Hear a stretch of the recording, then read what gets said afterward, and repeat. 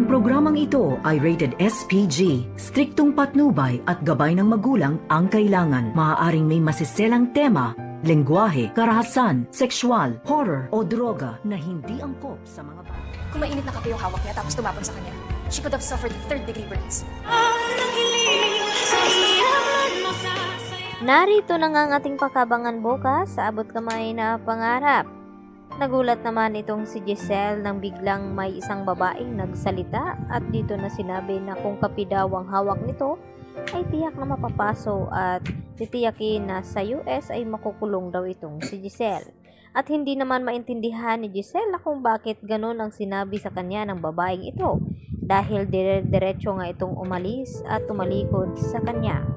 Samantala, nakalipas na nga ang ilang buwan at ilang linggo ay dito naman na tila nagkaroon na nga ng magandang resulta dito nga sa pagpapagaling kay Don Pepe. At siya ang makapagsabi dito kung sino nga itong babae na bigla na lamang sumulpot sa Apex Hospital. At dito nga napalihim na kinakausap ni Annalyn itong kanyang lolo Pepe at sinabi na may nakilala daw siyang isang babae at dumalaw pa dito sa kanya.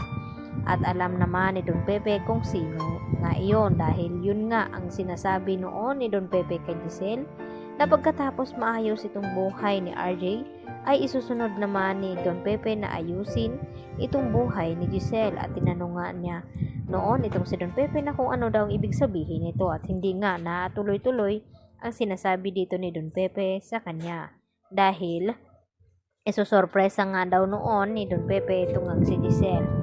Sa inakala ni Giselle na matagal na panahon na wala na nga itong kanyang anak. At dito naman nagulat at nasorpresa itong si Giselle nang magkamalay na nga itong kanyang ama at sinabi na kung sino itong babaeng panay dalaw dito nga kay Don Pepe.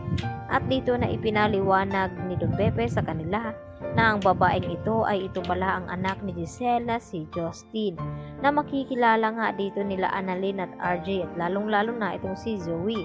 At alam na alam din ni Justin ang tunay na ugali dito ni Zoe na tila walang pakialam. At dito na rin yan na ipapamana ni Don Pepe sa kanyang apo na si Justin itong Apex Hospital. Kaya makikilala at masubaybayan na nga natin itong ang anak ni Giselle. Samantala, absuelto naman itong si Zoe at itong si Moira sa ebidensya na nakuha ng mga pulis. Dahil napatunayan nga ngayon ni RJ na wala daw kinalaman itong si Zoe sa nangyari nga dito kay Don Pepe dahil nagpapaawa nga ito dito kay RJ.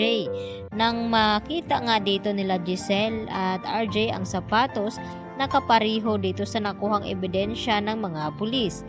At mariin na itinatanggi nga dito ni Zoe na wala daw siyang kinalaman ito.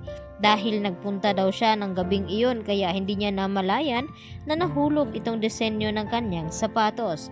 At hindi ibig sabihin na iyon na siya na nga ang kasabwat ng mga kriminal at hindi daw niya kayang saktan ang kanyang lolo Pepe. At alam naman niya sa kanyang sarili na nagsisinungaling lamang itong si Zoe.